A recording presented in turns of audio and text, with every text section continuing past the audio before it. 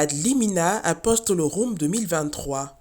Le mardi 19 septembre dernier, c'est la basilique Sainte-Marie Majeure qui a abrité la messe matinale des évêques catholiques de Côte d'Ivoire.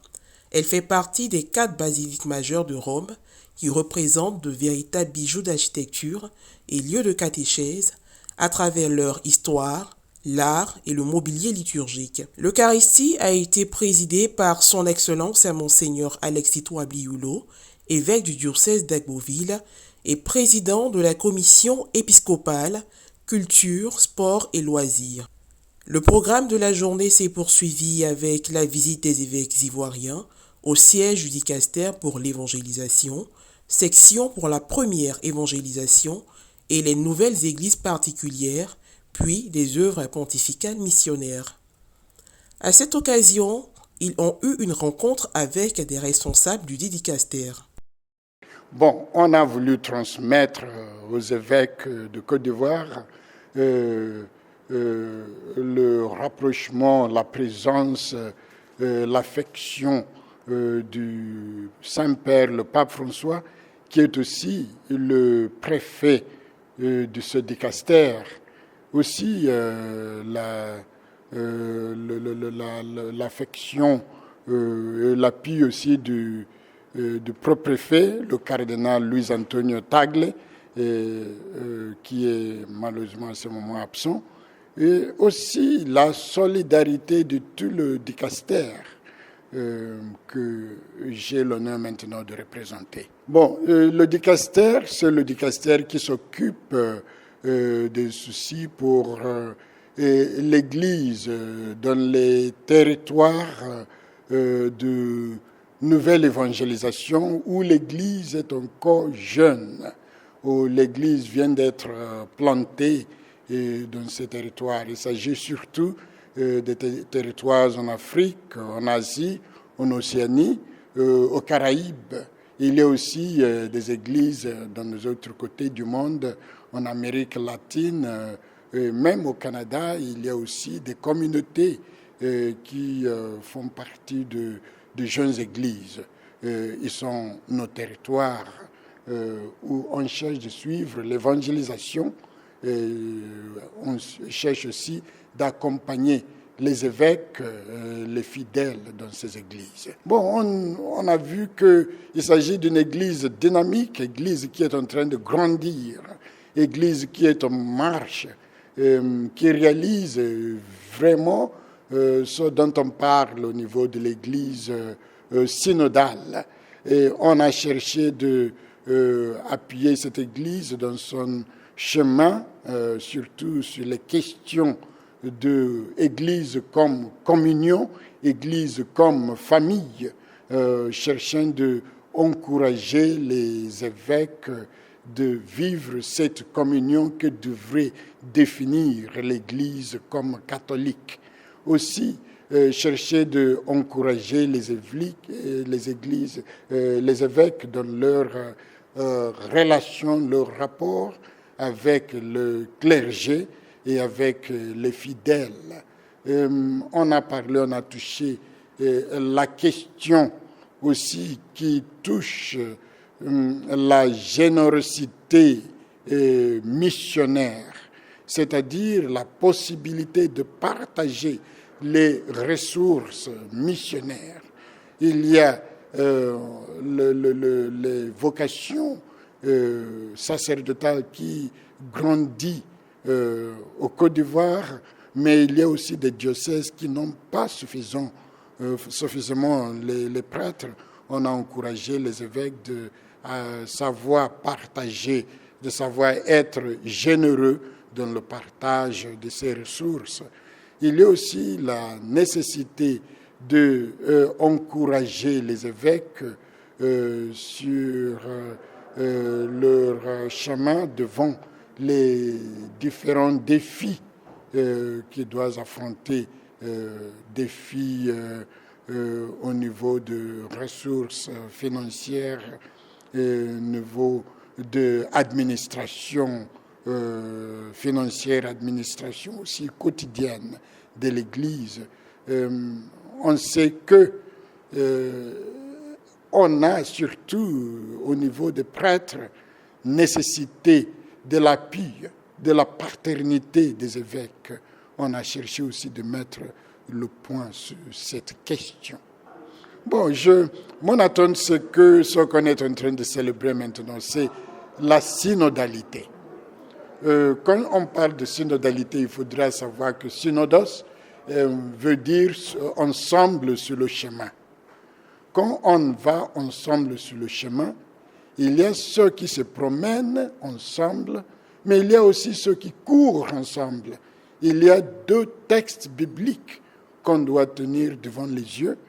Il y a le texte de l'Évangile selon Saint Luc, chapitre 24, le verset 13 jusqu'à 35. Mais il y a aussi le texte de l'Évangile selon Saint Jean, chapitre 20, le verset 1er jusqu'à 11. L'on parle de cheminant ensemble, promener ensemble, comme les disciples de Emmaüs. L'autre parle de courir ensemble, comme Pierre et l'autre disciple, le matin de la résurrection de notre Seigneur. Son Excellence, Monseigneur Joseph Kaku Aka, évêque du diocèse de Yamoussoukro et président de la commission épiscopale en charge des œuvres pontificales missionnaires en Côte d'Ivoire, s'est prononcé au terme de leur rencontre. Pour moi, nous allons faire un état des lieux et puis voir quelles sont les règles que nous pouvons mettre en place pour une gestion plus transparente, plus collaborative.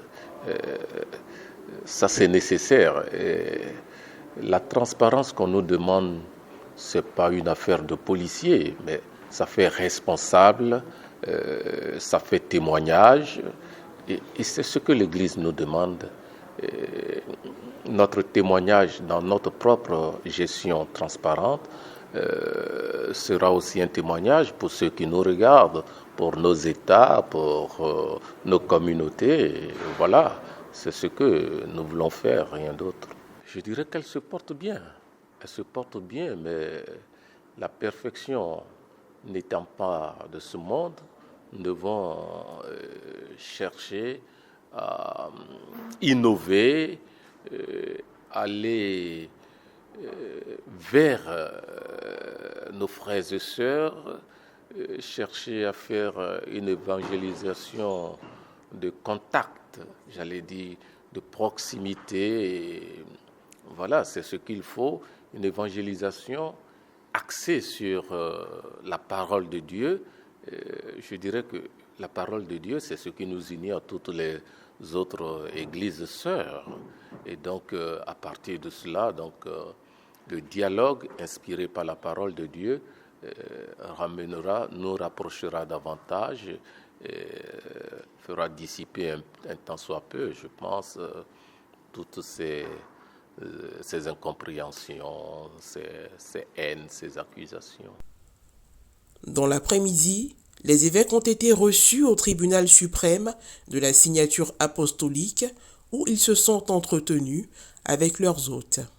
Son Excellence est Monseigneur Marc Taillard, préfet de la Curie romaine et official du tribunal suprême de la signature apostolique, a présenté l'institution et évoqué les grands points de la rencontre. Ici, nous nous trouvons au tribunal suprême de la signature apostolique, qui est, comme son nom l'indique, le tribunal de grade le plus élevé dans l'Église.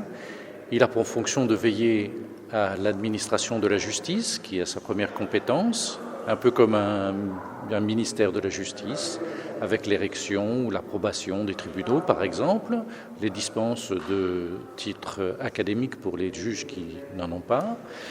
La deuxième compétence connue et qui est peut-être la plus importante est aussi celle du contentieux administratif, c'est-à-dire les décisions qui sont prises par les supérieurs hiérarchiques de l'Église, les évêques ou les supérieurs religieux ou des communautés religieuses. Il y a donc des recours qui sont faits contre certaines de ces décisions, et ici, en 3e degré, après l'appel, donc, il y a donc une décision de la signature apostolique.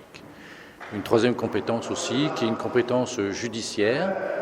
La signature apostolique juge aussi des décisions de la rote romaine simplement pour les nullités de sentence, en particulier pour les déclarations de nullité de mariage. Tout d'abord, je dirais la joie d'une rencontre, qui était une première pour moi, et je pense peut-être pour beaucoup d'entre eux. Joie de rencontre parce que ici nous sommes au service de la curie du Saint-Père, et donc les évêques viennent rendre visite au Saint-Père pour faire un bilan un peu de l'activité des diocèses et de leur propre ministère épiscopal. C'est donc la première chose qu'il faut retenir. La deuxième, bien sûr, a une dimension plus technique. Nous faisons un peu le bilan de ce qui se passe au niveau des tribunaux de l'Église en Côte d'Ivoire, et nous avons pu aussi, après leur avoir exposé un certain nombre de domaines du droit, nous les avons écoutés et nous avons essayé de répondre à leurs questions, qui concernent évidemment les difficultés qu'ils peuvent éprouver. Comment ? Un point culminant, moi je retiendrai surtout le fait de vouloir ensemble persévérer et progresser pour le bien de l'Église à travers les institutions de la justice. Visiblement heureux de la visite des évêques ivoiriens, le secrétaire du tribunal suprême de la signature apostolique, Monseigneur Andrea Ripa, a tenu à l'exprimer. J'étais bien heureux de rencontrer les évêques de la Côte d'Ivoire et au nom du préfet, le cardinal Mamberti, je vous salue. J'ai été bien heureux de connaître votre évêque et de parler avec eux du droit canonique et du service de la signature apostolique à les églises particulières. Et nous rappelons en la prière et en le service pour l'Église. Merci. Par la suite, son Excellence Monseigneur Honoré Begré Dakpa, évêque du diocèse de Katiola et président de la mission épiscopale en charge des affaires juridiques et des tribunaux en Côte d'Ivoire, a partagé l'orientation que la rencontre lui permettra de donner à sa mission à travers des perspectives. Oui, effectivement, nous sommes venus rencontrer les membres du tribunal suprême du siège apostolique pour leur rôle, c'est de veiller sur l'administration de la justice dans les églises particulières, donc dans les diocèses.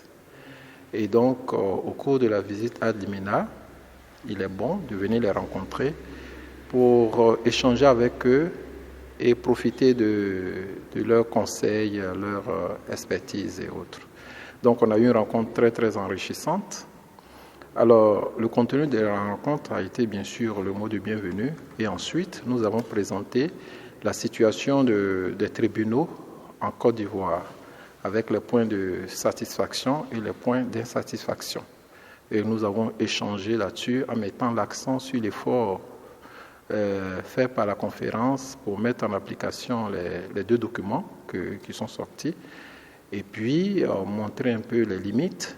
Et ensuite, ils ont réagi pour nous rappeler certaines normes, rappeler la nécessité de veiller à promouvoir le droit des fidèles et de travailler à ce que chaque tribunal dans les diocèses puisse travailler au bien de la justice, l'administration de la justice. Dans la soirée, une délégation des évêques ivoiriens a participé à une prière organisée par la fraternité locale Sant'Egidio à la basilique Santa Maria in Trastevere.